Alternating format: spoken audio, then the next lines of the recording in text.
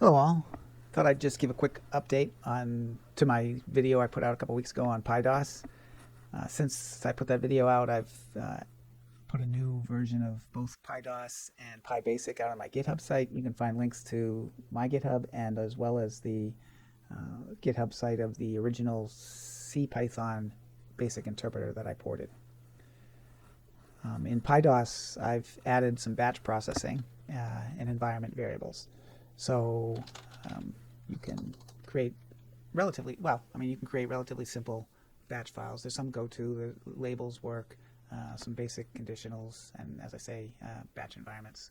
So for instance, this batch file basically just tests for the existence of another file. So I can say new for and then just pass it new.for.bat. It'll tell me if it exists. If I say new a.bat, it does not exist. And you can type set, that'll show you the environment variables. I can say set test equals, this is an environment variable. Now that's there. And so that's basically it. I'm not sure I'm going to do anything else with PyDOS. I think it's probably in good enough shape. But I did spend a lot of time in PyBasic. When I first ported it over, I was pretty excited how it ran. I had no trouble running simple programs. So if I chomp and guess, we're both relatively less than a K in size, well, less than a couple K in size. So if you type them out, and they're pretty simple. And the basic interpreter worked great. But there are a couple of iconic basic programs from the early 80s that I really wanted to give a try. One of them was Star Trek. So I started porting it over and didn't get very far. Well, I couldn't load the entire program into memory in PyBasic under PyDOS.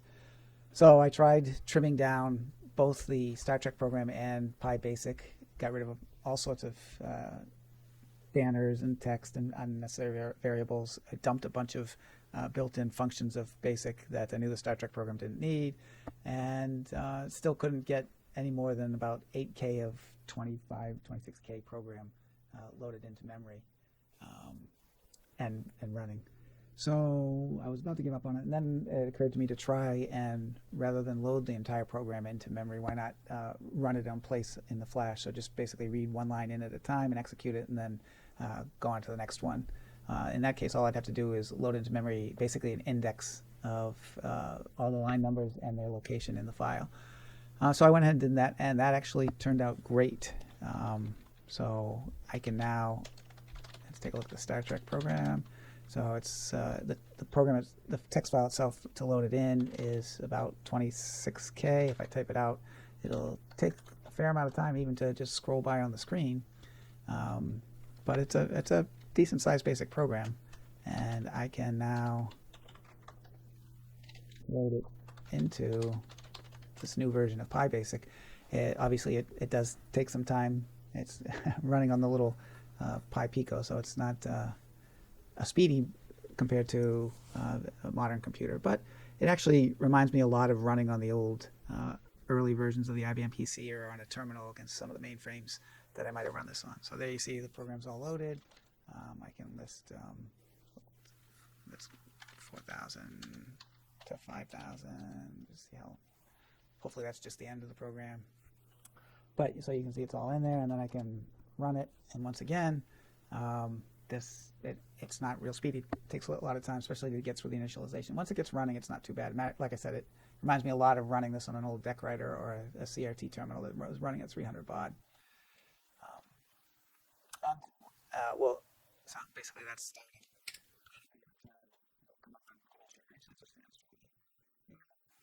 Go ahead and do some. I'll speed up some. Just a couple more minutes.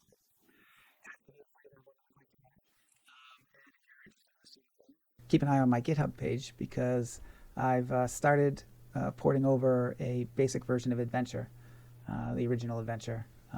So as soon as I get that completed and running on PyBasic, I'll go ahead and put that out on the GitHub as well.